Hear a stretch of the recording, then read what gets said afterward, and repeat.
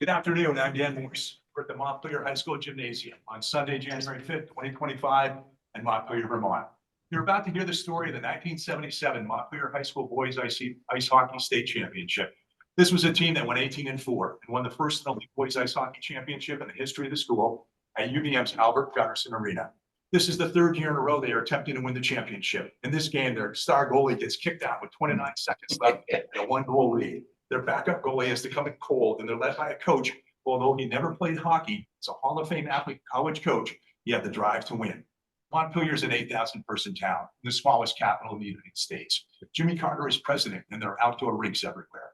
This is before global warming, just years before the community came together to build a rink for this football and basketball town. Everybody knew everybody. You could get a Bismarck at Paul's Home Bake Shop on the way to school and a Grinder at Henry's Sub Shop after, and watch the Moon Men cheer on the basketball team Friday night.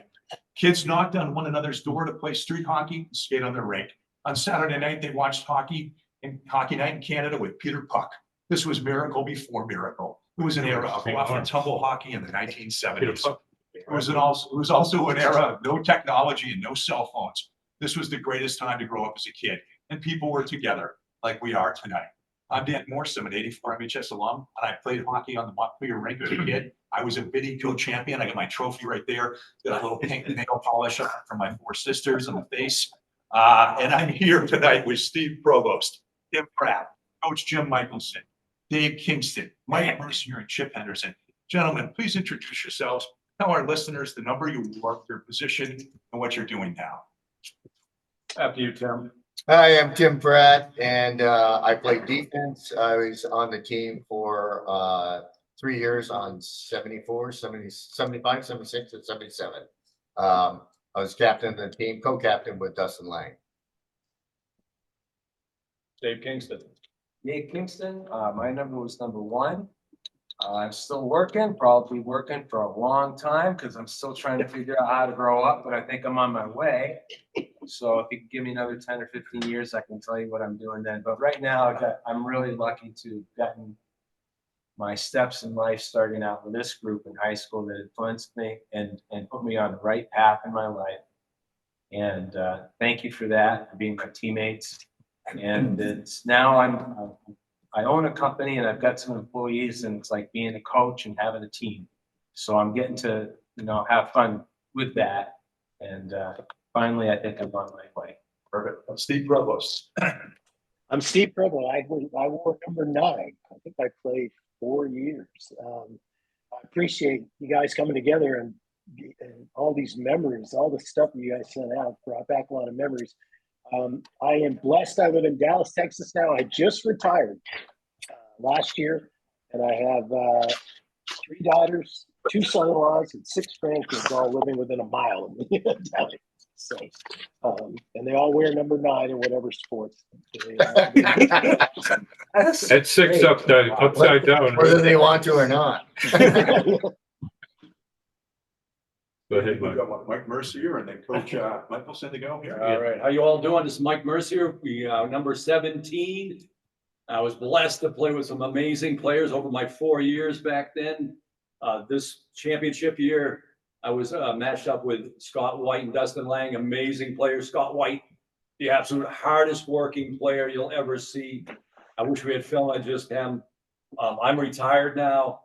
My 2 daughters are in college, but I do referee hockey for the last 6 years. And Oh, nice. fun with that, sort of, other than the coaches and players. But we'll pass it along to the next for now. Coach Michaelson. Coach Michaelson. I'm Coach Michaelson. I had the privilege of coaching these gentlemen. I used to call them young adults because they were growing up, and I love coaching, and that's how I got involved. I was at Norwich University for 5 years, a freshman football coach. I got involved in hockey. I even officiated, like Michael, for 5 years in order to learn the rules and regulation, and I was a stickler that our team would know the rules, and our leadership did. Seniors knew the rules, and the officials knew that they knew the rules. But it was a great privilege coaching these guys, and I've got great memories. It was great making contact with all of these guys. We've been texting back and forth for almost 2 weeks now. I don't know. and it's just electrified my mind and remember all the good memories we had. And it was a great time, and really, really enjoyed it. And I appreciate Dan. I want to say this, getting everybody together. I kept seeing that from the guys coming across, that they really appreciated talking about it. And I mean, they had us in epic proportions and all, way up here. And I said, whoa, wait a minute. We never had stars. You had a total line. And if you didn't, you sat out for a little while. But it was a privilege coaching and being here. I enjoyed my time at Montpelier, and from here, then I finally got married after a couple of years, and my wife and I went back to the North Country, and I finished up my master's, and I became the Section 10 coordinator, and for 20 years, and I was working with 30 schools, and anything related to high school sports came through my office. So I was dealing with officials, superintendents, principals, coaches. My job was to pull people together as coordinator. And so I've had a great life in coaching and teaching. And, Perfect. Steve, start us off. Maybe Tim will jump in here too. This is just like my freshman year. We were the freshmen. I didn't mean to slight you. Yeah. Sit down and shut up.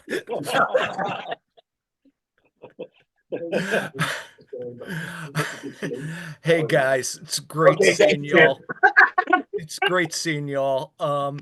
I am a lawyer turned librarian. I've spent the last 25 years at Wellesley College and living in Stowe, Massachusetts. Cool. Nice. great. Thank you, Jim. That's awesome. What number were Hey, Steve and Tim, get us started here, guys. What's the history of Montpelier hockey? How did this all get going? Well, I think let's start with brutal honesty.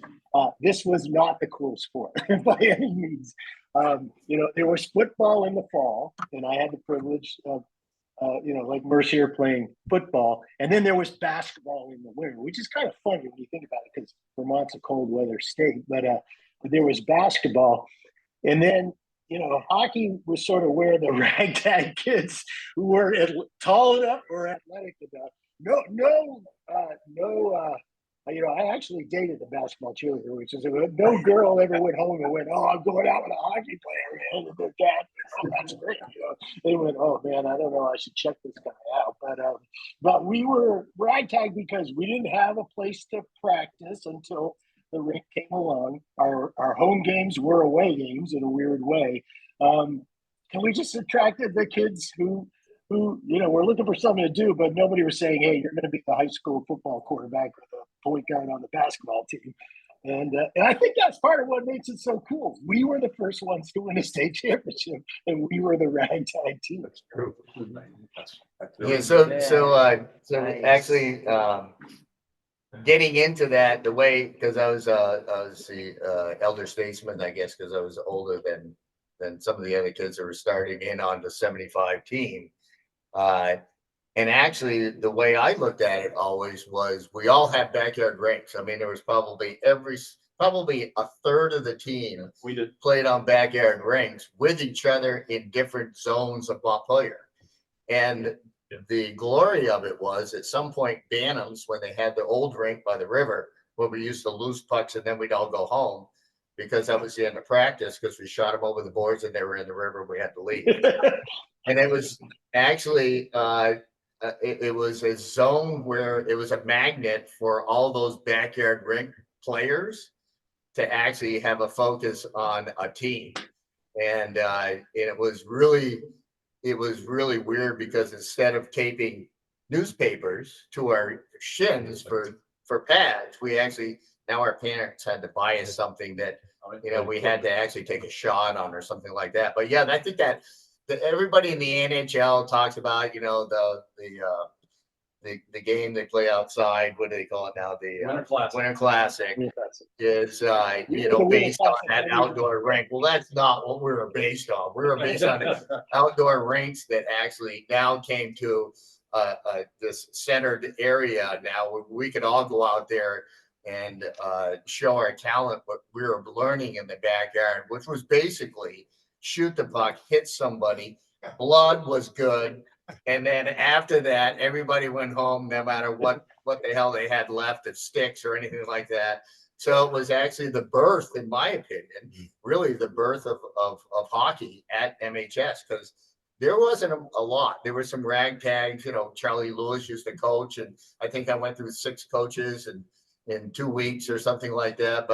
And then we played our away games were at the Northbury rink. And Yep. well, that was before that in Bantam. Oh, yeah. Northbury rink where Dave and I were talking. All right. Dave and I were talking that Right. the benches were actually snow carved out on the bank, and they put a 2x10 plank on Yes. it.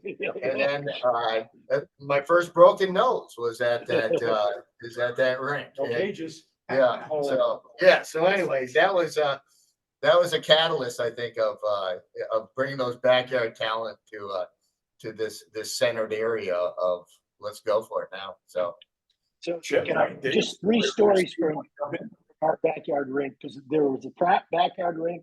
Tom Sikora had a backyard rink. I remember we had a backyard rink, and I think my father with 5 boys, he just got tired of us killing each other in the house, and was like, okay, I'm going to wake up at 2 a.m, go outside with a hose and ice the backyard. But one was Mike Lieber. So one neighbor was Bill Huntsman, the man with 100-mile-an-hour slap shot, and Right. no one wanted to play goalie. No one wanted to stand there in this wooden net thing. So we would talk the littlest kid in the neighborhood, Matt Rowan, into playing goalie. And then Mike Lieberman would go in front of the net and knock him down, and he would start screaming, and we would all just stand around and beg him to not scream too loud, because my mom would come out and make us all stop playing hockey and we would play literally games. It was first 1 to 100 wins. It was crazy, we'll be out there 19 hours. That's what made it so special. Okay, so that's the roots. Yeah. Chip, how about your rink? And Dave, Mike, any thoughts on the backyard rinks? Chip, we had one. My dad had one for about 10 years. Myself, both White, Scott and Larry played on it. And being younger, we played with Billy Price. He never made it to high school hockey. Billy but he- Price, yeah. I was always the youngest one, but the 2 Whites were there. Dave Magny, who was probably 5 years older than me at least. So I was always used to playing with the bigger boys and stuff. So I just learned to keep my head up and that's why. Steve Fast. So all the talent on our team came out of that backyard. oh yeah. That's great. Yeah. Is it a rink there? Yeah. I lived on Pinewood Road, and midway through 6th grade, and I didn't even start playing hockey until 5th grade. We moved over to Terrace Street, and across from the Sikoras, one day, Patrick Sikora came across the street, knocked on the door. Hey, you want to go skating? Went across the street to Kenny's rink, and I was hooked. Every day after school, sometimes at night. Well, most of the time at night. Weekends.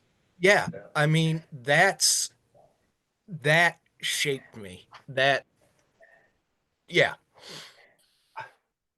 Cool. Guys, how about the Maha rink? What are some fond memories you have of Maha, Montpelier Amateur Hockey Association? I know Dick Provost was instrumental. Bob Mercier helped build and flood the rink, delivered the Grossman's warming shed with his railroad truck. Coach Brown, Hellman, and Henry Agostoni, Bob Stewart, Dana Marino, and so many others put in countless hours so that Montpelier could have a rink. And I know we're forgetting some folks. If we're forgetting you, we're thinking of you right now. Jeff Provost wrote a letter to the editor thanking them all in 81. What do you guys remember about Maha? Just quickly, the one along the river, I remember more. For one thing, it was so cold, but they used to have the winter carnival. I don't know if it was to try to get people involved. So they had a skiing event up at Hubbard Park. And then they'd have speed skating, distance skating, and backwards. They had skating. cross-country skiing. And cross-country skiing. It was a lot of fun back then, but I remember that rink mostly for those winter carnivals and getting those little trophies and stuff. I want to add something. Yeah, Dave Kingston. I want to add something to backyard rinks, and it's kind of funny because Tim told me, you asked, where the hell did I come from? Right? Where did you Still don't know. I was wondering the same thing. I could come down, been your goalie. I had Billy Huntsman shoot the puck on me and Scott Smith shoot on me hours at the old hockey rink. By the way. Boy, enjoyed one-on-one. Yeah, and Paul Coates was the goalie in Bantams, and that's like, when I got into hockey, it was just about then. I started out with figure skates and a hockey stick, and that's all I. No tape. No tape on the stick. Somebody got me on the right path that way, and then I loved it, and then I saw Paul Coates playing that, and he wasn't really doing so high. I wanted to try it. Look with his mom. And I was The horrible, nurse, but I got a chance to go to goalie school. My mother let St. me go. Lawrence. I went to St. Lawrence first, and then I got to go to K&M hockey school for goalies. Wow. That was nice, and that got me in the right direction, and so I was able to hop on with you guys. Well, And Still don't know where it came from. but- but he ended up as assistant coach of the goalie. Let me say this with total affection. You were born to be a goalie. To be a goalie. Yes, he was. Definitely. yeah, so born in. Yeah. Goalie story. So I played out there in '74. I'm 8 years old. And this is before global warming. I froze my ass off there. I played goalie one game and I gave up a goal on a face-off. I don't know if you ever gave one up on a face-off, Dave. But I got basketball under the Christmas tree that year. That was the end of my hockey career. And I had, my friend Dave O'Brien told me I had an ABC helmet. I had the alphabet on there. A little tough to be the enforcer when you're learning the alphabet singing out there. Yeah. Bob Stewart was the guy that gave us that equipment, if you remember him. And we didn't have a ton of money for hockey and he donated a bunch. So those were my early days of hockey, but it was a great place to be, to learn and to get, and I play men's league hockey now at 30, and I used to have dreams about playing ice hockey, and it's still from that time. Guys, what do you remember most about this team and season, if we can jump in here? And Steve, unless you wanted to talk about anything else, the skate-a-thons or Buddy Halkey or anything like that. So I want to jump real quick and talk about the Baja rink from the shift because I played in the Bantam League and played on that river rink. We used to call it the river rink. And I remember like it was yesterday, there was a stack of boards that appeared outside the high school. And I'm like, where did all this come from and what's going on? And then the rumor on the street was they were going to put up a hockey rink. And I'm like, wow, that's pretty special. And knowing the endeavors that those parents took to make that happen. Where did they find a Zamboni? I think it was like the fourth generation Zamboni. Yeah, well, before even the rink was up, I mean, just putting the rink together and I mean, it was like watching a bunch of adults put Legos together or something. It was, I mean, I'm like, there's no way. I'm like, the curved ones go in the corner. So it's like trying to figure out how to put this thing together. And I think it came from Canada or something. I don't know. I think so. I think The original rink came from Canada. Yeah. And then, I thought it was New Jersey, but yeah, could be. I don't know where it came from. But That was the anyways, second one. it definitely Could've been. was. It It was definitely a secondhand rink, without any doubt. And then, watching the original, like Steve was saying, the Zamboni, I can't remember. I thought it was a tractor, but I think it was a Jeep or something where they filled with hot water on the back and dragged around, and I'm like, Jesus, man, we're never going to actually get on this ice. It's just like they were over and over, and it wasn't. And then the refrigeration they were laying down, I'm like, oh my God, this is going to be a nightmare. And they probably thought the same thing, but the time they must have spent in there, because I was the president of CVSA hockey when I went from the salt shed to the new rink.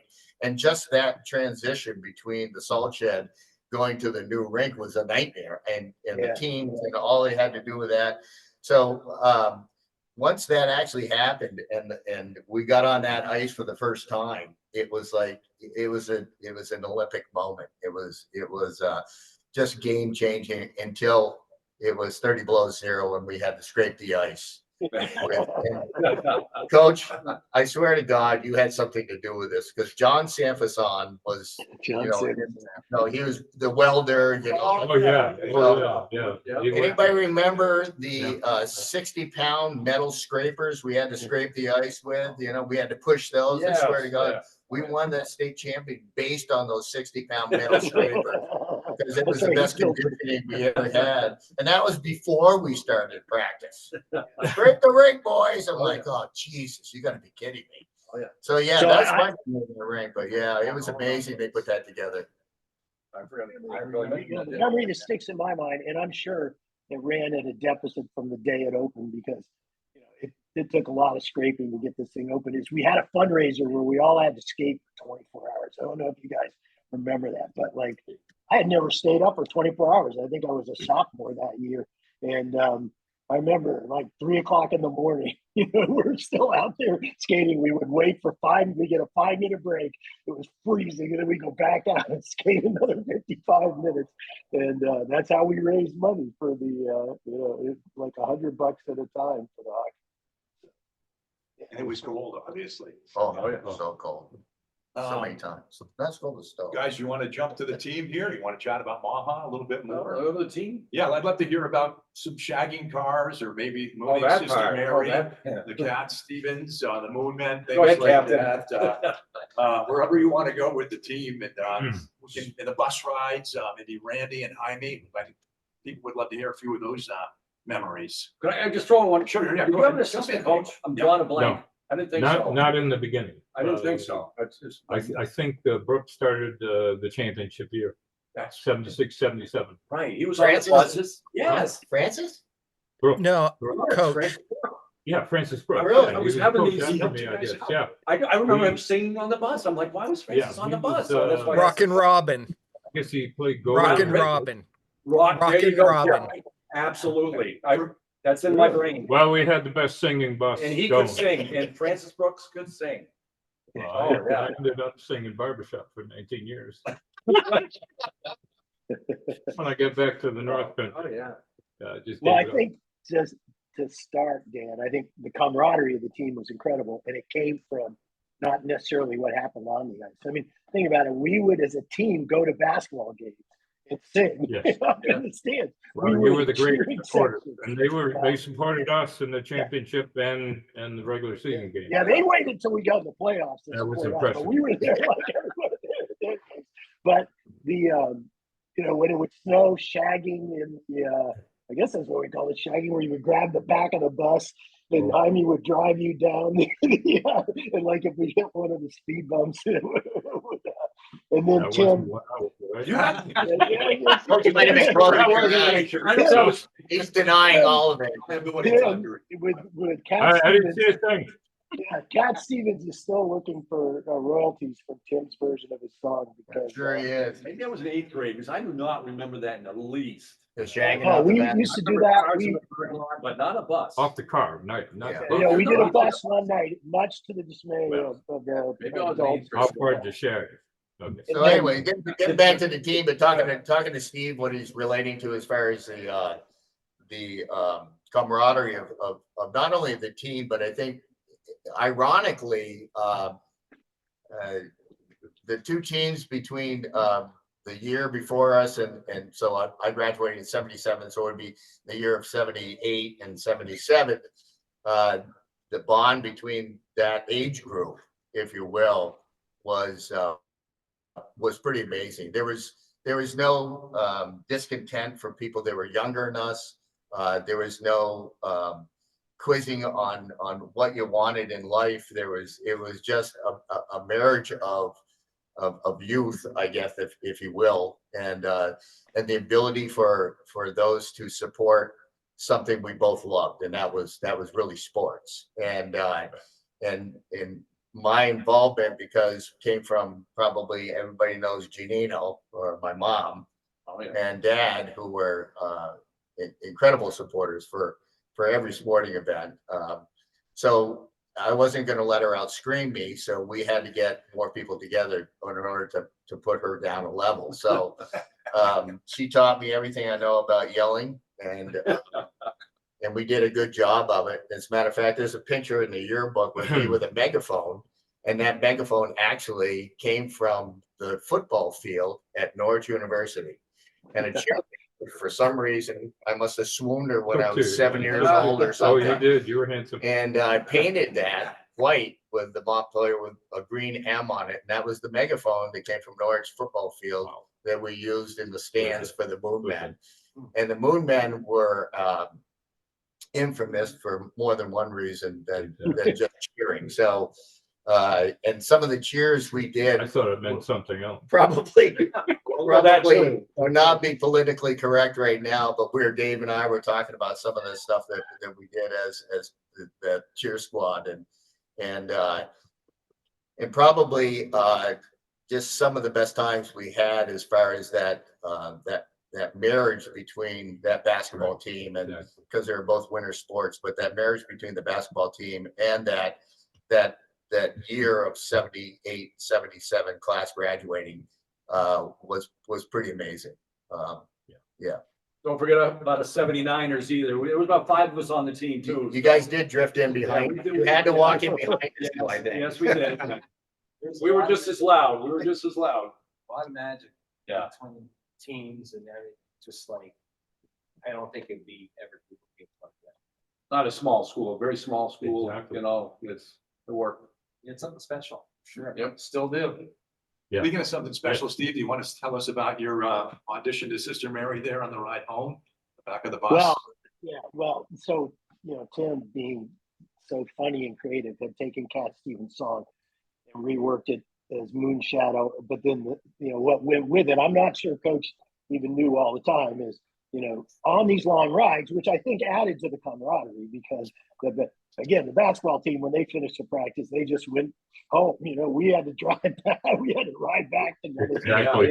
And then We when we spent went, more time on the bus than we did on the ice. Yeah. when we went to Milton and Colchester, we had needed something to do. So we would all build a human wall, and then whoever was chosen would take their pants down and show them their moon to whoever was behind us. One night, whoever was behind us happened to be my mom, which had already seen the moon before, and Sister Mary, who had not. And I still feel bad to this day, because Sister Mary would stay home and record Charlie Lewis on the radio so that we would have a recording of the game, and we paid her back by showing her our rear ends, so I guess that's I think I heard about it was fun. And no other team Vermont. I can tell you that. While we're on the subject of the bus, what about Jaime and Randy, the bus drivers, Tim? Do they have any special Oh. talents people might want to hear about? Yeah, so, Yes. honestly, I don't remember Randy. Steve remembers Randy. I don't remember remember Randy. Randy, but I remember Big guy. Jaime. Well, Randy protected us that one time down in Rutland. That's We right. played That's right. Rutland and we won. And And we the went parents to came out. Burger King or someplace, and a group of 2 or 3 cars sort of attacked us with the snowballs. Oh, And wow. Randy stepped in front of them and got us on the bus. That's And then he right, got that's on right. the bus. A few snowballs. Big, So My Jaime, memory's amazing. big guy. They were Yeah. looking for Big a guy. fight. Exactly. Yeah. But So- nice guy. So Jaime, I remember, Yeah. Jaime had was a German guy, and he always wore this German, hat or whatever, and he had the giant handlebar mustaches. You don't remember Jaime? I don't Not remember. really. I remember Randy. He took us up to If Montreal I to do, the it's because the Dreamy Zoo. imagination gave it this description. Right. It sounds like somebody that. I should know. Right. So Jaime was, and he might have been a part-time guy, and probably this is why he did what he did, but I remember, most on occasions when we had big snowstorms and we were coming back from generally a victory because, which we won a lot, so. Someplace. And Jaime would take us into the back parking lot before anybody got here, and he'd do donuts with the bus. And Yeah, but he dropped me off first. Yeah, probably drop Coach off That would first, make yeah. me sick. And then he would go out and he'd do a couple of donuts. And I remember being in the back of the bus, and that back of the bus used to take about 3 hours to make a complete donut. Yeah, probably pretty So, sure. and I don't think it was every time or whatever, but I remember, at least a few times that Jaime had us out there doing donuts. But yeah, so the bus rides were, again, Steve, like you said, a bonding moment for, and did the cheerleaders ride with us? on Yeah, the bus they too, did. right? Well, In there the front of was, the bus. there was one time, you talk about bus rides, you scared the Jesus out of me. When we were going to Milton, we were going to play Milton at the end of the season, I think it was. And we got on the bus, cheerleaders were there, you're there. And I basically told everybody, think about what you got to do. Think about your passes, think about your forecheck, and talk to each other, relax sort of. And after about 10 minutes, there was complete silence for an hour.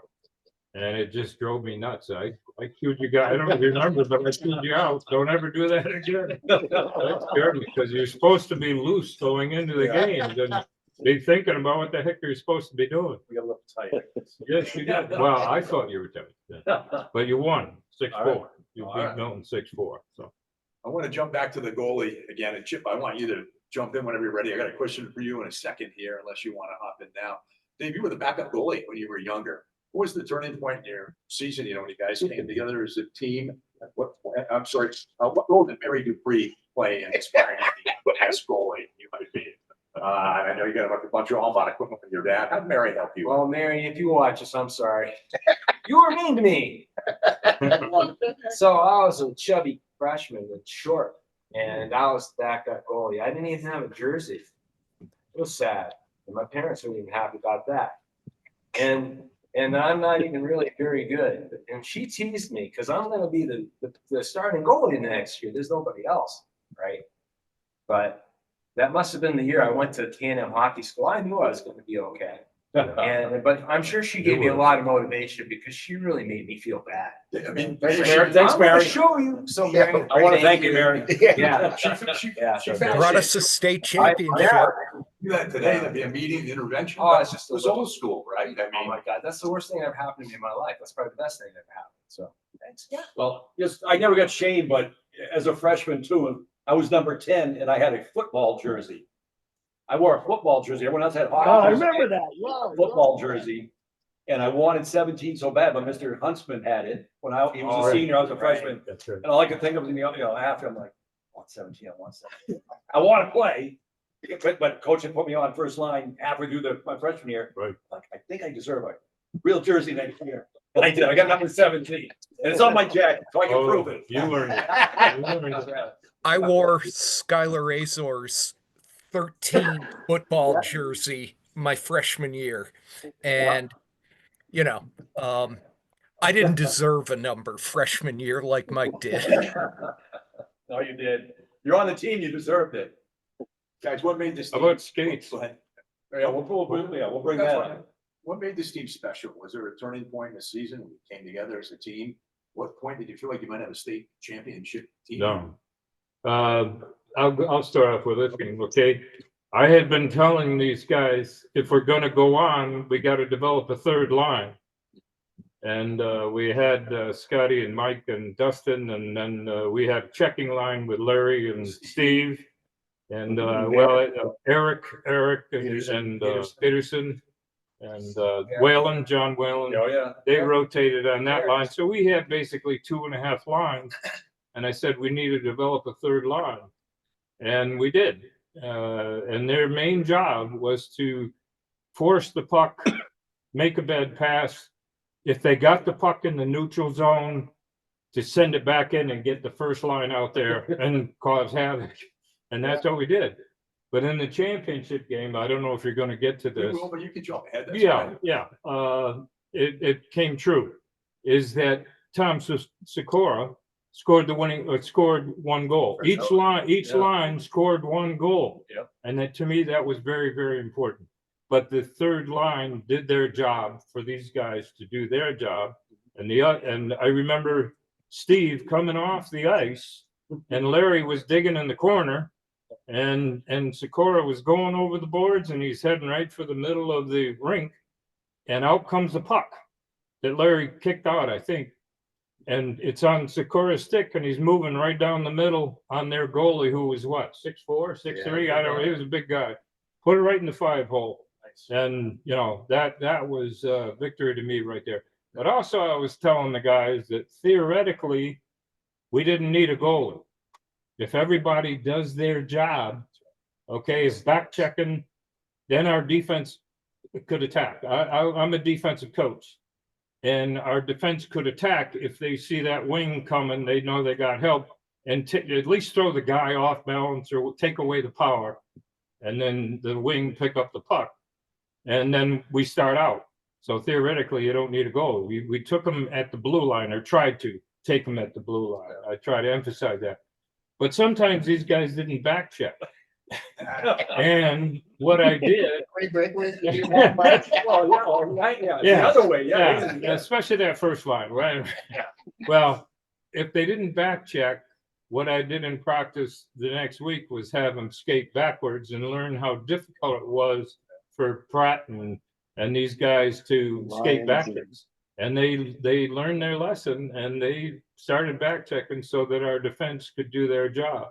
And also, I believe in that first pass is very, very important. The first pass out of that zone, that offensive zone, to get out of there and get across that blue line, so they have to regroup if they come back. But we have the speed for the most part, and I taught them how to play the boards. You know, not pass it through people, but off the Board boards angle. or whatever, to get the right angle and at least give them a good lead, you know, and try to do that, because we had some speed and had great leadership. I want to say that, you know, of the seniors, you know, Tim and Steve and David here. Holy God. And Barrett Peterson, Barrett Peterson and Dustin. And again, Mike Lyons was a sophomore, Rick Millette. They were mature for their age or coming on. I used to call them the Colts, because as sophomores, they kept going in the corners and they'd fall to their knees. But by junior years, they were pretty good. Mike left his senior, which he was my assistant coach. That hurt. And we didn't get into the state playoffs. I think we missed by one game or something like that. But we lost 6 games by 1 goal. And to me, Michael was worth 2. The difference. Seeing in 1 shot. Absolutely. But it was a lot of fun. Yeah. I think if you take a step back, this was a very, this team, from a hockey standpoint, we had an amazing goalie. And Kingston, your story is incredible, because you came out of nowhere and you became the best goalie. I didn't know that. I didn't realize that, but I realized I had a depth when I saw him and let him be. I didn't try to coach him. We had Tim and a bunch of sophomores on defense, and then we had, let's be honest, 2 beasts, Mercier and Scott. That guy. Like, well, I remember. Like, how many times did you just fall? You would just skate down the rink and watch him go 100 miles an hour with a puck and score. Like, it was all breakaways. You know, and Mercier, same thing. But we weren't deep at the start of the year, and that's what had hurt the 2 previous teams, is we didn't have depth. That's where it's funny reading these articles. You can see yourself coaching us through the newspaper. You know, like one game, it's like, oh yeah, that's one line. Thought too much about offense and not enough about getting back. I'm like, just tell us in the bus. You don't have to tell it in the Times Argus. You know? One of the luckiest things we had was ice time. Yeah, And that was from we had right after school. Yeah. It wasn't Right. even dark yet. Yeah. And we get right on the ice, 3:30, and we could have an hour and a half, whatever. Right. Whatever. We had ice time every day. You guys already were doing that. So you had that in you already. But having that gift of the ice rink, I think also. Absolutely. I mean, not having to get up at 4 a.m. and go to some distant rink 2 hours every day. Right. What a gift. Yeah. Chip is the lone freshman, meaning you dressed and you played. I know there was some other guys on the team. What was so special about this team, and why was it so special to be a part of it? What do you remember the most? Oh man. You got to understand, I was skating with my heroes. You know? I had watched these guys for years, and to be a part of that And then finally to be on that team when they got over that final hump, my God, still a thrill. And can I put something on the record? I want to thank Chip right now. I want to kind of clear how this actually happened. So the semifinal game that got us to Milton, when Newski was the only team that we didn't beat our regular league teams, they had beat us and tied us in the regular season. So we go into the semifinals, we're all pumped up. We go down to Letty Park, I think. Yeah, Letty Park. And we're all getting dressed and I don't have any skates. And Chip Henderson, when the puck drops, I'm on the first line with Scott and Dustin. I got skates on. They magically appeared from Chip Henderson's bag. Oh my God. How did the skates get to me? How did your skates get on my feet, Chip? You know what, Mike? I remember you, and I can remember where I was sitting. I can remember where you were sitting, and you kind of looked up and went, I forgot my skates. Don't tell me I was crying. Don't tell me I was crying. No. No. And I mean, I didn't even think about it. I wasn't going to play in that game. I probably didn't want to play in that game. And I was like, what size do you wear? Same size as I do. So, of course, gave you my skates. And Coach, Not the last second. you gave me this. I don't know if you can, on the bus after the game. And I have had this for 47 years. Oh, that's That's awesome.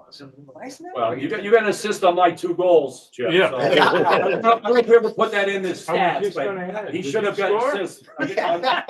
2 goals and an assist. 2 goals and assists, Whoa. yeah, early on. So did he buy your skates? Yeah.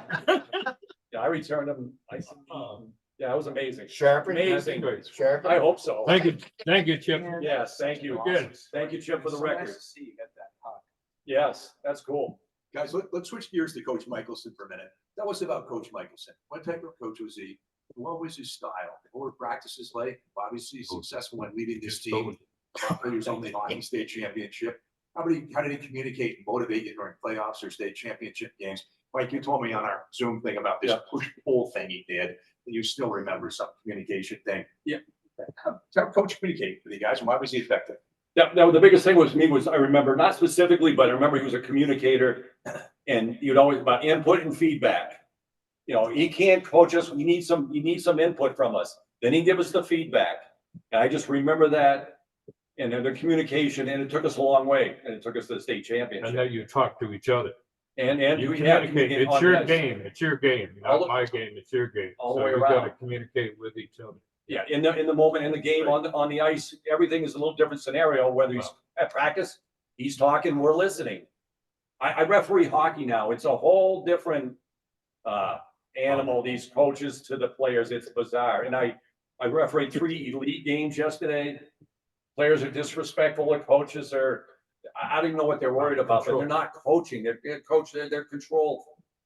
So biggest thing I remember about Coach was communicating on all scenes, whether it was at practice, at game, on the ice, in the locker room, On the bus. on the bus. Well, that's my input. Guys? Yeah, I would Yeah, add Dave. to that, great coaches have great leaders in business, have the uncanny ability to both,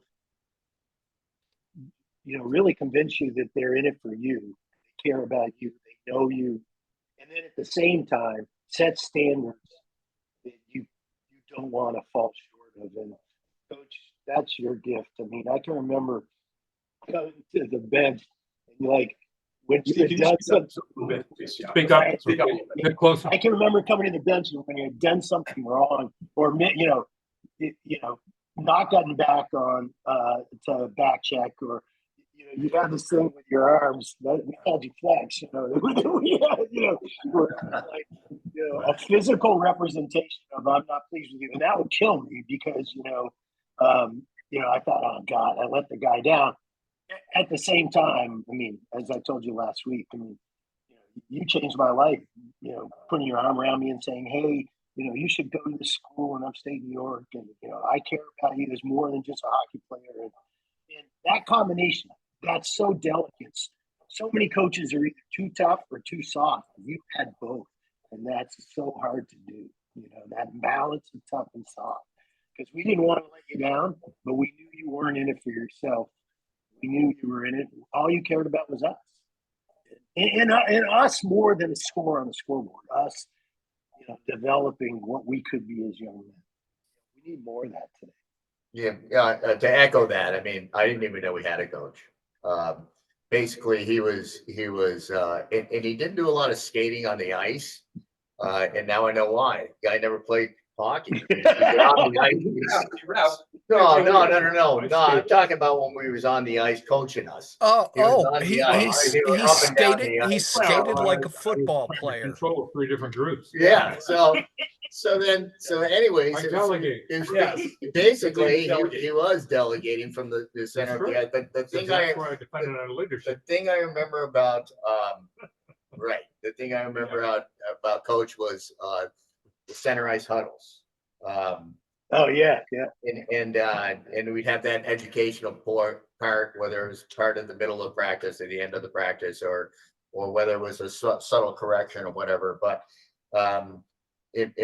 during the games, but those center ice huddles to me were, I was like, oh my God, it was like God has descended upon us. It sorry to put you that high, but it was at that point that followed up from the standpoint of coming from the river rink to that what I spoke to earlier, and in all that organization, all that respect for a single person that would devote their time to this bunch of ragtag kids that came off a bunch of backyard ice rinks. To mold into a group of athletes that had a common goal that he shared with us and didn't tell us. He shared it with us, a common goal that we were better than we expected ourselves to be. I was cut from a football team. I was cut my freshman year from hockey. I think the fear of my size and was always a hindrance to my energy level. I didn't get that from Coach. I was put in a position of not only leadership, I was put in a position to prove myself, and I was put in a position to make sure that not only I shared that success with myself, but bled into the teammates that I had. It wasn't mine to keep. And he gave it to me and said, run with this, but you need to share this with everybody that is on this team. Your success is going to come from those who surround you, and you can share in that by being successful yourself. So that's what he gave me. I don't remember Jim Michaelson ever yelling. Never. No, Never. It was this quiet kind of giving you confidence to do what you need to do. And I remember one game, my senior year, we had lost to U32. And I wasn't happy about it. And they're jumping over the boards, and I'm going back to our bench. And I kind of slew-footed one of the U32 guys. Coach grabbed me, kind of pushed me up against the wall, and said, "Simply, we don't do that." And that really resonated. That was Coach to me. Yeah, that's good. Well, you got to have discipline. Absolutely. Jim, let me ask you a question here, unless Dave wanted to. Buzz, I do want to answer that question. So I kind of drew a blank on this because I don't really remember much. Now I know why, because you told me you didn't, because you left me alone. I wasn't going to touch you. No, but I knew, like Steve, I knew I had a John. but same thing. Okay, I remember this, And you had, Flex, Flex. what, Jim Michaelson, muscles, Flex. and flexibility. smile. We didn't call you that to your face, Coach. I always did. Yeah. I remember I heard it once in a like while. Chip said, he never yelled at me. So, I mean, that's great to be able to be coached, not yelled at, Yeah. and still have success. Amen. Well, Thank you. I learned that, like I said, I didn't play hockey, I played basketball. One of the worst experience I had in high school sports was basketball. The coach was sarcastic, he didn't listen to the team. We had a team, freshman year that won 12 out of 15 ball games. And we got a new coach senior year from Boston, and he thought he knew everything. Ego, he was sarcastic. And it was a struggle. It was the worst year I ever spent in sports. And I knew I wanted to go into coaching, and I just enjoyed all kinds of sports. And I learned from that. I learned from that you got to give the team their head. I gave them enough room to hang themselves. That's the way I look at it. And I didn't have to yell and scream. And everybody on the team was important, no matter what. We didn't have any stars. Everyone was important, had a role to do, and we tried to make that clear. And we had fun. And it was especially more fun when we won. And we did. But I never mentioned winning, if I can throw that in there, because I know the steps that you need in order to win. And that's what we worked on. You got to be competitive. You got to love practice. You got to come to practice and learn and communicate and work with each other and get the nuances, okay, with the forechecking. One line did one forechecking, Steve's line did another forechecking, and like I told you, the third line, when we developed it, had the single forecheck where somebody caused confusion, but the wings cover the wings and hopefully come up with the puck in the neutral zones, dump it in and get the first line, and it worked. So, and discipline, and like Chit said, discipline was very, very important on and off the ice. And the other thing was about rules. I officiated like Michael 5 years when I was at Norwich University, just to learn the rules of the game. I officiated high school hockey for 5 years. So I knew all the officials and what they tolerated, what levels, and what they didn't like, and I told these guys, I gave them that information, feedback or information or whatever you want to call it, and they used it. And our leadership, Tim and Steve and everybody, the seniors knew how to approach the officials, and our officials knew that our kids knew the rules and how to approach them, and kept it cool. So. Jim, you said you wrote a 22-page paper on hockey in college. Yeah, I've got a C. I think you should have. The teacher might give you a C+ on that. Well, I think you were good there. thanks for bringing it up. Part of my job here. You guys want to talk about equipment, face masks back in 76, 77? I know, Steve, you wore your skates to the hospital in Montreal. I know sometimes an issue with carrying skates. You got new equipment. Tim Pratt says you're like Jerry Cheevers with that mask. Oh, yeah. I I have. took you guys to Montreal to get sticks. How was it about equipment a little bit? What was it like back then? What do you remember? Well, yeah, the skates in the hospital, I think must have been Bantam. We went up to Canada. We had never been to Canada. I went into the corner 1 minute into the game. I didn't know what a butt end was. This French kid lifted my arm up and planted his butt end of his stick into my ribs, and I couldn't breathe for like the next 3 hours. And they took me to the hospital. And for some reason, they didn't say take your skates off. So I walked into the hospital. By the time I got back in the second period, we were behind like 20-0 or something. I mean, that was the day. It was like, wow, there's a country that really plays ice hockey. But yeah, I think the equipment. Was there something? Do you guys remember that we didn't wear our uniforms between games at the school, and then we suddenly they let us wear the basketball team would always wear their uniforms, and then one day they said, "Oh, the hockey team can wear it too." Oh, yeah. That was cool. I thought. You know who's on who, and it was Exactly. bring It everybody was together. game night. Yeah. Well, game day. Before the Well, game that's the came, thing yeah. that impressed me about the finals was that Milton brought 10 busloads of kids and we had 7. We Yeah. had like, we had 3,300 people there, I was told. Yeah. Yes. But then I figured out the other 1,500 were for the next game Right, coming in, yeah. because they were the biggest. Number one, yes. Yeah. But yeah, But Still. those people saw a hell of a game. Yes, they did. so yeah, so Back to the equipment. It was really rudimentary if you come right down to it. We had no protection on the backside, none at all. I mean, shoulder pads maybe to here, and that was it. Where'd you get your jersey? You never You took a returned break that? and ran some. Hey, face masks weren't mandatory until my sophomore year. Really? You can play without a face mask? Oh yeah, well, hell, I've got photos of Mike not wearing a face mask at the championship.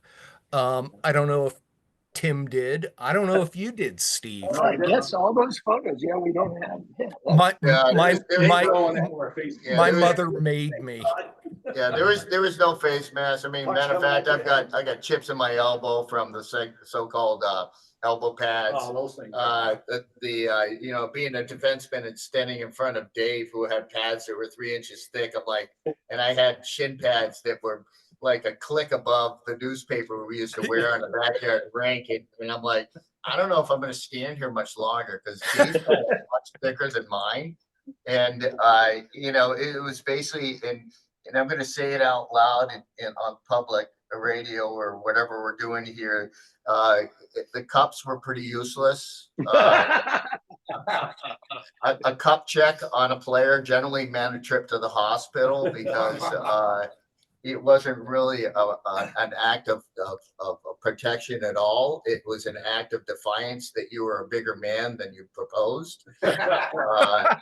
Basically, chest pads were merely tissue paper that actually were just made you look bigger. Most of the equipment came from the heart. And I taught my kid when I started coaching hockey, and he was a little bit bigger than I was, but I always braced myself as being the enforcer on the ice. And I told my son, I said, when you go out, and he played defense, and I said, when you go out on the ice, I said, you find the biggest SOB on the ice, you hit him as hard as you possibly can. You're either going to knock him over or not. Hopefully. You're either going to knock him over or he's he's gonna knock you over, but he's gonna remember who the dumb SOB was that came over and tried to knock him over. And it's gonna be in his head for the rest of the game. So that's how I played my hockey. It was basically ragtag and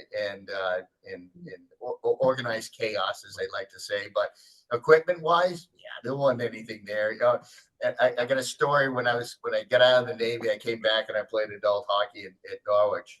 And I played against a lot of the guys that were cut from the varsity team. Yeah. So still not wearing a face mask. And so I was in the dressing room the first time. I wasn't wearing a face mask. So in the dressing room the first time, I tightened my skates with Is this the new facility or the old No. facility? Oh God, way So old. basically, I'm tightening my skates with the skate tightener, right? Oh, yeah. So I got back, and this is when I was my team, and they're looking at me and they're like, "What the hell is that?" I go, "It's a skate tightener," and they're like, "What are you wearing for skates?" And I had leather skates still, or And whatever. tubes. They're probably 30 Tubes. years old, and I'm pulling on these things. And Yankee goes, "Nobody uses skate tighteners anymore." And I go, "Oh, it's all I got." So, and as far as getting out on the ice, I was still playing with the same equipment, upgraded a little bit because I got some hand-me-downs from somebody probably somewhere, which was most of my life. And I get out on the rink. Well, I pissed off some of the Norwich players and as I usually did, I had conversations in the corner that they didn't appreciate. And that was led to, I think, my fourth or fifth broken nose when they introduced me into the crossbar. So I still didn't wear a mask. It was a badge of glory, bleeding on your chin. So I'm pretty sure Dustin Lang didn't wear shoulder pads. Well, I think and he had to, but it wasn't. I think he did, but he wasn't much. Like I said, it was basically just So he did. We all had to have pads, but his weren't much. Yeah, I remember Yeah. that, Chip. He didn't have much upstairs. I mean, on his shoulders. Oh, yeah, let's bring it down. Is he listening? Probably. I'm It's a guessing. Northfield game. Okay, yeah. Real quick, so Yeah. I was fortunate enough on the equipment thing, I was able to convince my parents to let me get a pair of pads like Bernie Vermont had, except I was supposed to get the college level instead of pro, but the guy made the pro model by mistake. I still have the pads, but they let me get good equipment, and because they knew I wouldn't be afraid. It made me fearless. So I had the best stuff that was around. I was really fortunate with Yeah, that. yeah, because you Yeah. should have seen what we had in the closet. Oh, I know. Yeah. Yeah. The goal, okay, to answer that question, the goalie thing was not, it was like, not okay. I think he was fearless no matter what. It's like Wade Walker's catching net was a little tiny claw, and he loved it. He loved it. And Huntsman shooting at him, and Huntsman, I think, knocked him out about 3 times from mid ice. Yeah. Yeah. That's his limit. So hey, guys, before we get to the Northfield game, the Elk State Championship game, what games during the season were instrumental in helping you to win this championship? The 78 championship football team lost to Winooski 35-6, their only loss. And they believe if they hadn't been beaten in that game, they wouldn't have gone all the way. Perhaps Brent Goddard's 6 save in the Spalding, 8 shellacking on 2 blistering drives prepared him for the state championship game. So we know Spalding never won any football games, but must let them win a hockey game, right, guys? David, 30 saves. They didn't know it's coach. What games prepared you in that season? Was there a turning point game that got you there? I mean, was it the Spalding spanking? I mean, what happened? You probably just built game to game. Every game was important. I can't remember our losses.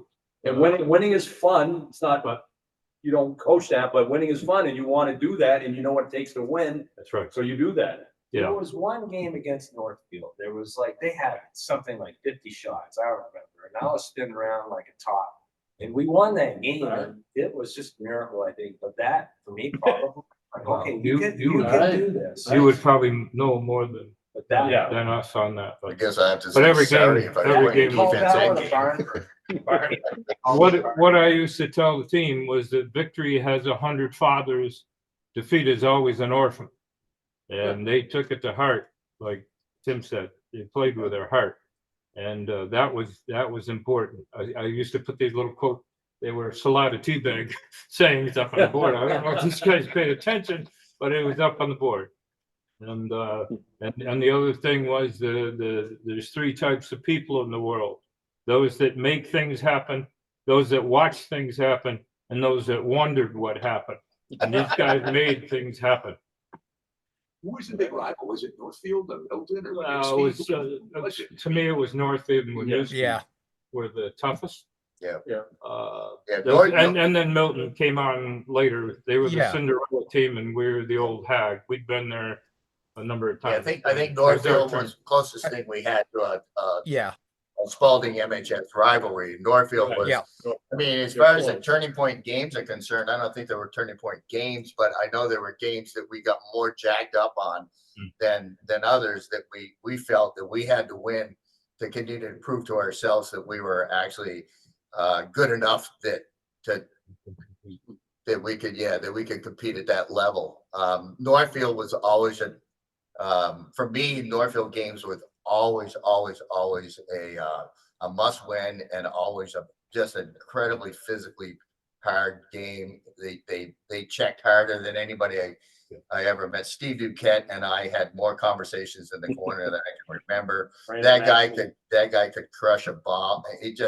He was I just always was aware when that boy was on the ice. That guy was something else. that was a good team. Yeah, Northfield and Winooski were definitely powerhouses that we, in my opinion, I felt that we needed to prove not only to ourselves but to the fans that came to watch us. That expectation, some of the other teams, because we were a winning team, and when you get onto that winning track, there's an expectation, and the pressure becomes greater and greater as you become more successful. But those 2 teams were by far preparing us for the finals. And Yeah, For- Northfield, Milton was the new kid on the Yeah. block for sure.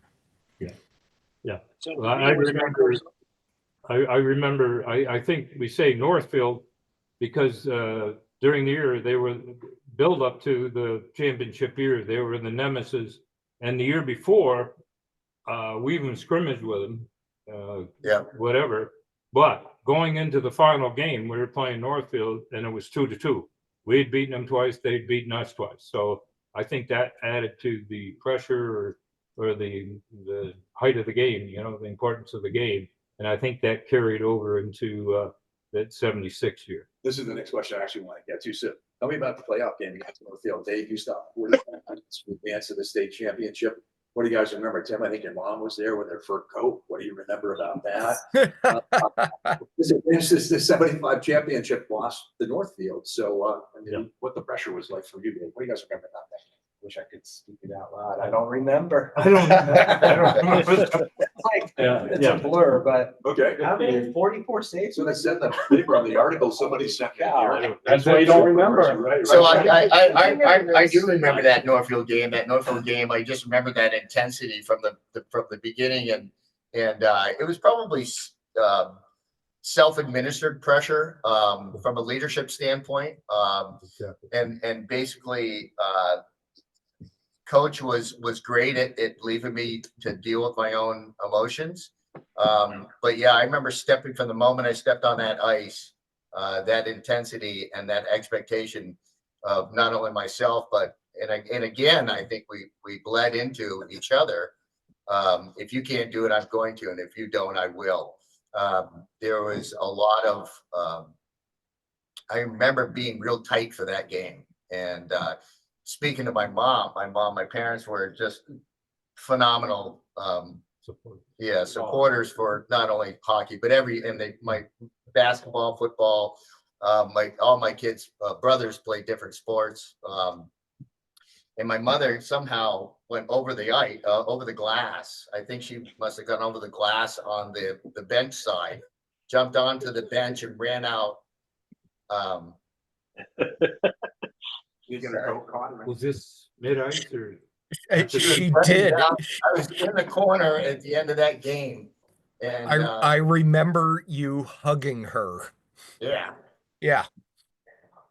and she was on the ice, and I turned to her, I hugged her. She goes, "I'm so proud of you." And I said, "You can't be on the ice." And she said, "We're not over yet. I'll leave when I'm ready." So, God love her. Yeah. We dedicated the football podcast to her. As we told our listeners earlier, Dave got kicked out of the championship game against Milton at Gutterson Fieldhouse. Yeah. The University of Vermont rink. And Brett Goddard had to come in as the backup goalie with only 29 seconds left with a 3-2 lead. Paul, what do you remember about the championship game? Were there fights or penalties that changed the momentum? Well, What happened? I believe it was one of Davies got kicked out for fighting with Ron Jordan. What do you remember about that? You were in the locker room. Well, I might go because he's. Okay. I just want to, for the record, because I don't have that tape. Yeah. I have my neighbor taped it, the I cassette. got the tape. And it's actually about a minute and a half. I think it's a Okay. minute Okay. 19. Okay. So it's not I get it. 29, I it's get about it. a minute and a half. Okay. He got involved in a little scuffle. Right. And it was about a minute 29-ish, I think, Okay. on for the record about, I think that's. it wasn't long, but 30 seconds. still Brent Goddard had a couple of saves. Well, Zero. this is what I've been waiting for. This is the one that I do remember that I had been telling the team the most difficult position to play is the bench. Yeah. Here it is, 30 seconds, whatever time's left, Not and much. Dave, their center, somebody came crashing into Dave, and they just got up swinging at each other, and the officials just opened the gates, and they're both gone. So I was at one end of the bench, and I looked over the bench, and there's Brent Goddard looking at me. And I said, "Brent, you're in. You're up. No warm-ups, nothing." Oh. And he went in. They pulled their goalie. Okay, so now it's 5-on-4. And they dropped the freaking puck. and that puck was going around, took a shot, and Brent kicked it out. And I mean, all the crowd is standing, all 3,300 of them or whatever. Yeah, by then. Huh? People there. Oh, yeah. Everybody's waiting for the D1 Gutterson game. was Oh, full. yeah, yeah, the house crowd was saw a full. hell of a great game. Yeah. Anyway, he kicks that first one out to the corner, boom, comes around, goes to the other defense, boom. He then catches it, and you hear a sigh of relief from everybody that was there. You know, then they dropped the puck again, and Brent made 4 of the most beautiful kickouts and saves I've ever seen in my life. I mean, he came through, and I gave Dave credit because he coached. He took care of the goalies, the young goalies coming up, and I hopefully. Did it ever get out of the zone? I don't remember. ever No, leaving no, the no, zone. never got no, out of the no zone, never way. got out of the You zone. guys the tape. No. Video and. But I've got the film But of I the know. game. Oh, you do? Well, I gave it to Barrett Peterson, and I hope that he gave it to Eric before he passed away. We'll track it. So we have the film, okay, and I called Wow. Eric and whatever. Holy shit. We have film? That is That would be what I remember See that. is that what I had been saying came through, okay, about, we know we need to develop a third line. Theoretically, you don't need a goalie. Theoretically, you know, the most difficult position to play is the bench. You got to be ready to go in and know what's happening on the ice. And Brent took care of it. And He's- He's. Coach, can I ask you yeah, a question? yeah. Can But I ask you a anyway, question, Coach? I remember you coaching Kingston about you've got to enforce the area around your net. You're part of the defense. You just left out the part about except when there's 29 seconds left in the state championship. well, the other thing I remember is that I went over to Charlie Lewis on the radio and congratulated the team, and you know, told them, you know, about different people and how important they were and whatever. Then I went down to the locker room and I went in the door, and I wasn't sure if it was you, Mike, but I said, "Where's Brent?" "Oh, he's in the bathroom blowing lunch." That's all. awesome. Those things I remember. That's awesome. Hey, Dave, you're in the dark. You're out of there, right? Yeah. Dave was out. It was horrible. I was in the locker room. I couldn't see. All I could hear, and I felt like a caged animal. What's going on, man? Sorry, I didn't even give you any thoughts. Yeah. You were able to come back. and skate around. Yeah. Come back He out. Hold came the out- joint. he came out after. Yeah. You and me and Dustin, Dustin. and you, was us 4? Yeah, And that one picture? I'm in Yep. the back behind Dustin. He blocked me I'm out. next to Dustin. Yeah, yeah. Steve Provo was in it. Yeah. That was Oh, yeah, pretty yeah, good. Steve, yeah. I felt like I was in a little prison there for a minute. Well, you were. Talk about They putting couldn't give you, it they couldn't give you 2 minutes, so they gave you whatever. Talk about being put in timeout, huh? Oh, my God. Sorry about that, guys. That's right, no problem. You know, all's well that ends. I want to jump for That's a how minute. I made my flux. You Was know, we didn't have lawnmowers.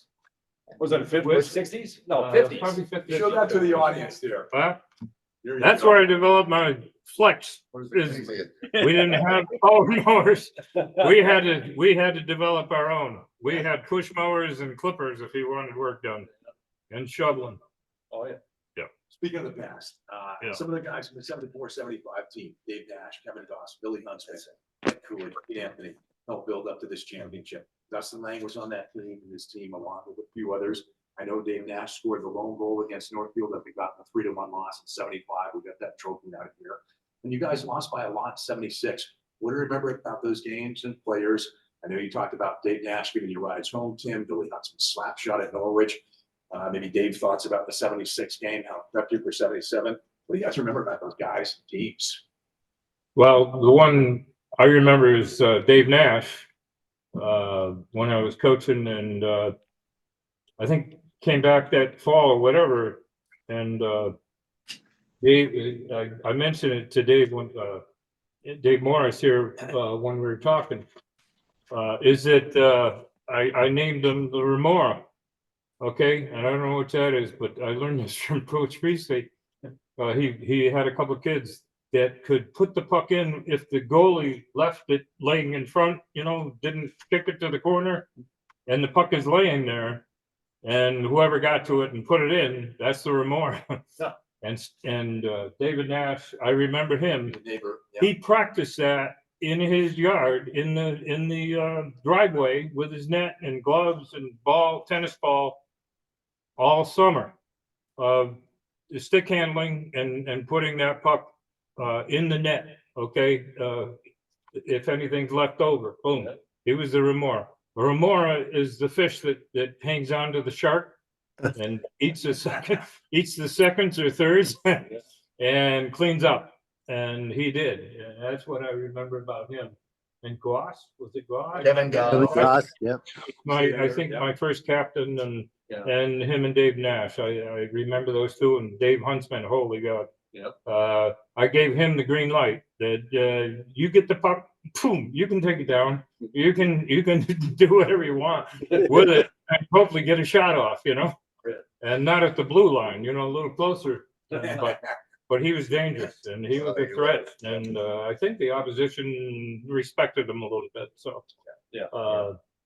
But I remember those are things that stick out in my mind. Yeah, so Dave Nash, I was 75 years, the first year I was on the team and as a sophomore, and Dave Nash used to live up by me, so he had a, I don't know, Orange bug. 68, Volkswagen. Of course, there's absolutely no heat in those things, and he had an 8-track player, and we would get in the car, and it was, it's like 20 below zero outside, and Dave would get in the car, and he's like, we're all cold as hell, and there was no heat in this thing, and he'd take the 8-track out of the 8-track player, and he'd scrape the windshield so from the inside, so we could just see just enough that we could drive down the road, and so that was my trips with Dave Nash. My trips with Billy Huntsman were a little bit different than that. Trips with Billy Huntsman, for some reason he picked me to go to the Norwich rink, and for some reason we were taking private cars back then, or at least Billy and I were. And there's a road that goes from Riverton. You take a little side road that used to be a straight up hill, and Billy would try to race the car that was behind him. And by the time he got that hill, he's probably doing 70 miles an hour, jump that hill and literally go airborne. And he'd turn around and he'd go, got him. And then we get to the rink, and it was opened up. There was only the old rink, the 3 center lights that went down the middle of the rink before they turned any lights on. So Billy always had pucks, and he'd take about 5 or 6, 7 pucks or something like that in a bag. And he put them all on the ice, and he says, hey, Tim, he says, go get a puck. So I'd get a puck, or he would shoot a puck in the corner, and he'd be on the red line or something. He'd shoot a puck and go get that puck, Tim. So, I go down and get the puck, and then Billy would actually start practicing his slap shots. And there's no light in that rink. And Billy's slap shot used to turn sideways. So it was like a 2-inch black dot coming at your head. So agility was one of my strong points at that point. So that was what I learned from Billy Huntsman, was you got a hell of a slap shot, and you better be agile if you're in front of it. So, yeah, right. Yeah. You got me, Trey. But I think, Dan, Yeah. Do you want to add something, Steve? well, I was just going to say what Chip said, feeling like a freshman on this team. When we were freshmen, looking up to Huntsman and Kevin Goss and Wade Walker, it gave you something to emulate. I mean, we were scared of them because, but we were in awe of them, and it gave you something to try and be like, and you never feel like when you're the senior that you're the one everybody's looking at, but when you're the freshman looking up, someone to Seniors and Scott Smith and Billy Price. Billy Price. Yeah. Billy Price. Yeah. He was cool. Yeah. We had some nice Clint Coolidge. Yeah. There's some nice people there. Clint Coolidge. Yeah, there's a nice guy. Well, the one thing I remember too is being in the teacher's room, and they didn't speak very highly sometimes of the team, or I was going to these say, they kids. let you in the teacher's These room? kids. Well, I was at Right. 4 different schools for 7 years. I was at 4 different. I had about 8 or 10 cups of coffee, and took me 3 weeks to tore my stomach apart. But they didn't have the highest opinion of these kids when I first came over. But these kids towed the line, and I basically said, you know, this is what they think of you. You know, it's not too highly. You got to toe the line. You got to show them what you're made of, what you know, what this game is all about, and go play. You know, enjoy it. Jim, they took you to the championship 3 years in a row. That's correct. 75, 76. That's correct. They 77. believe. They. I guess what I was saying, they listened to. I'm finding that out now. Took a while. They had good leadership up and down the line. Guys, let me jump to this. What do you guys remember about the celebration after the state championship game on and off the ice? Is there a party somewhere, a parade? I know the football team had a parade at somebody's house. What's going on with that? I don't remember, but I'm guaranteeing it was that Mr. Pratt. I remember a lot of times that Tim's. I guarantee it was that. Yeah, it was in the cellar. It was in the cellar at 247 and Jethro Yeah. Tull.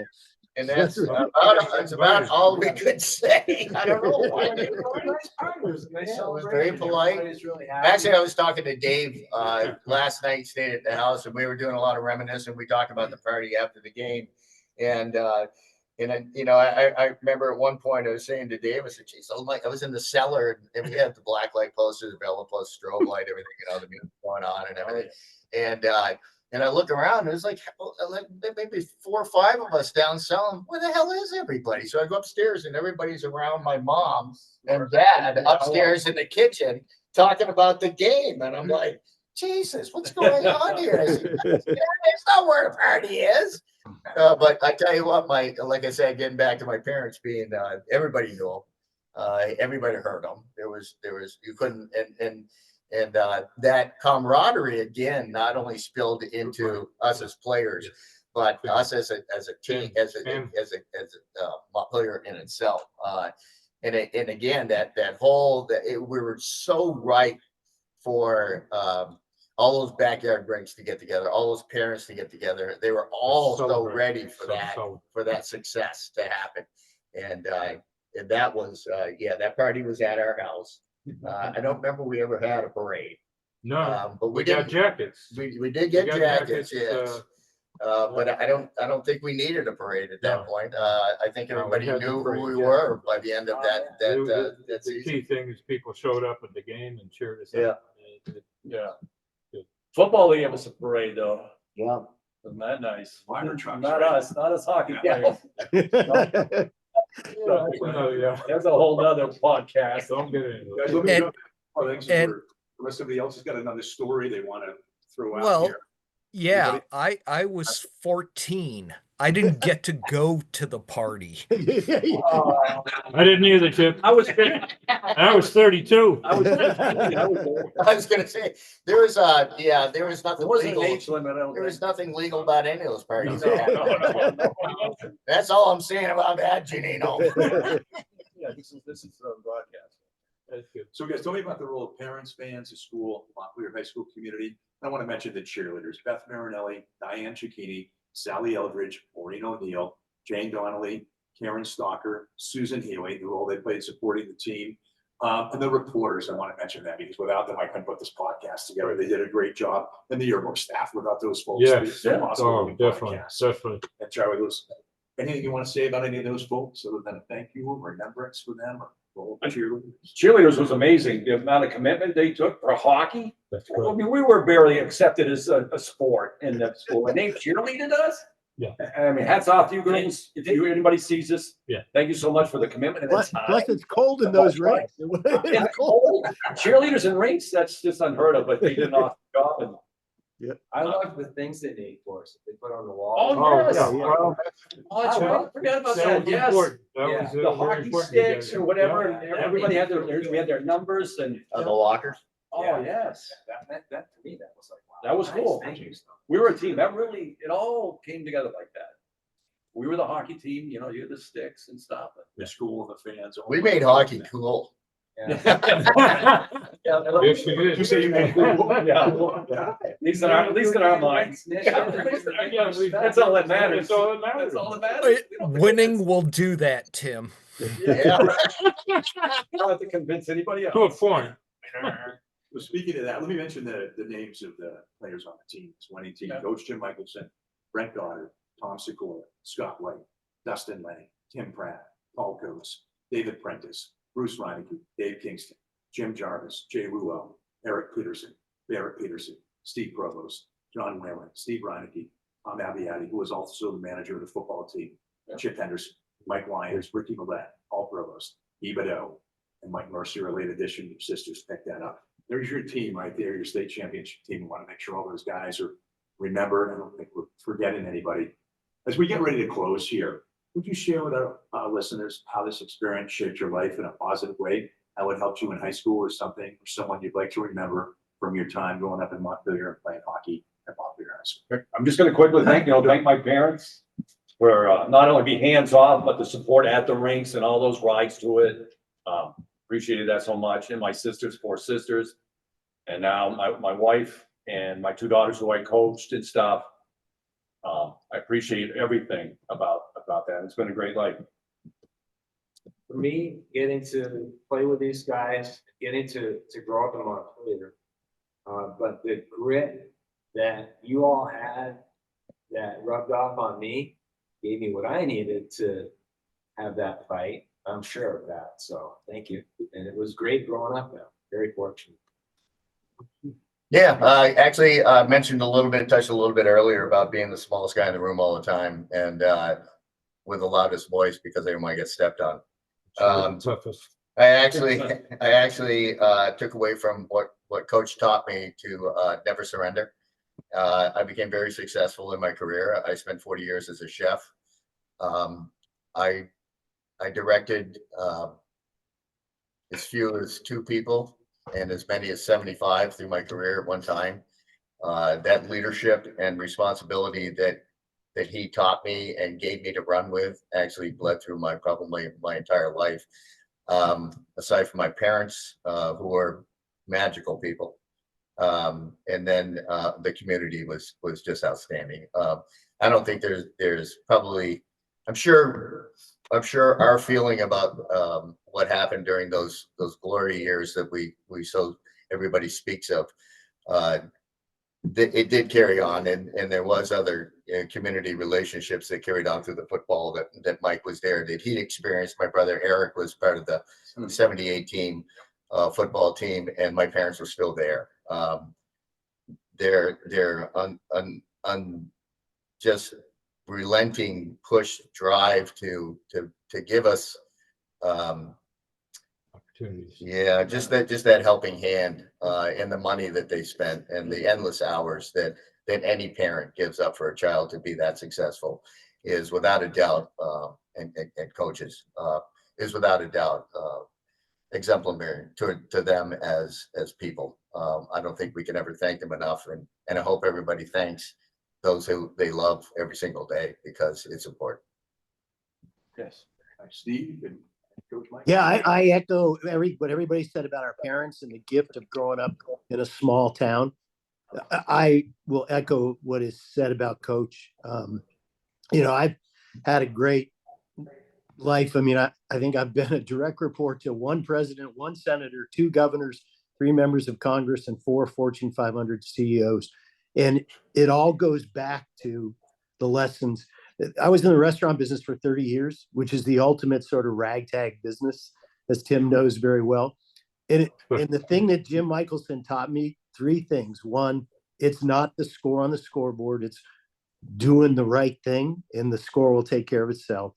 The second is there is no me. There has to be we. I mean, hockey is like running a shift in a big restaurant. There's no single person. As good a goalie as Dave Kingston you are, man, you are amazing. It still takes the whole team.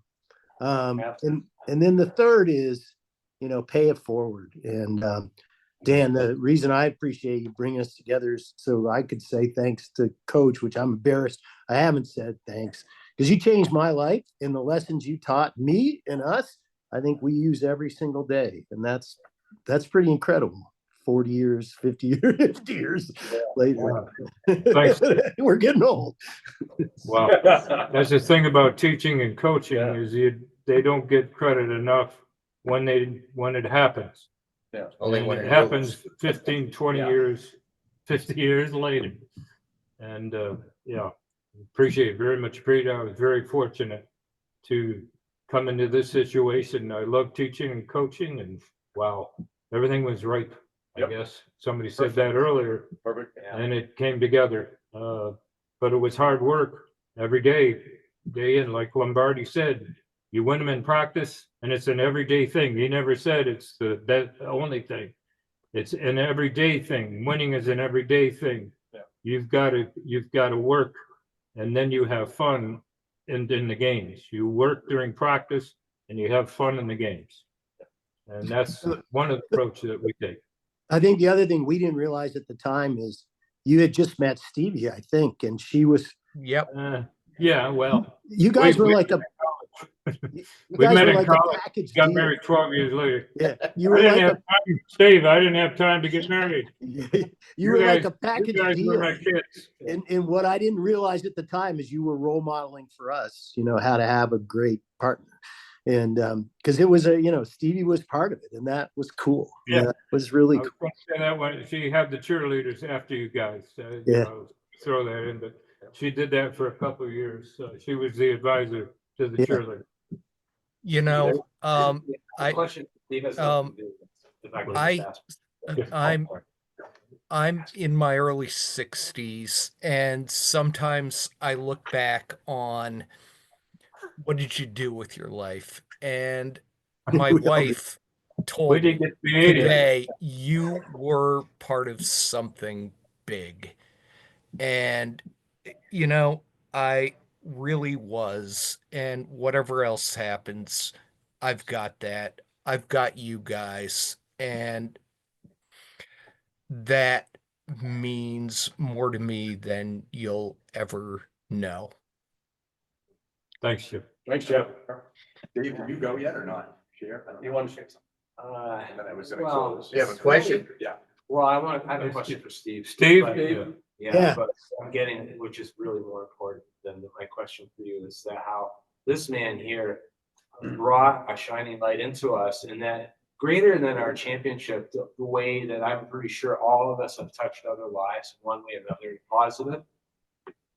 Thank you for whatever you did to help form us, and it's really great to hear all you guys talk about that.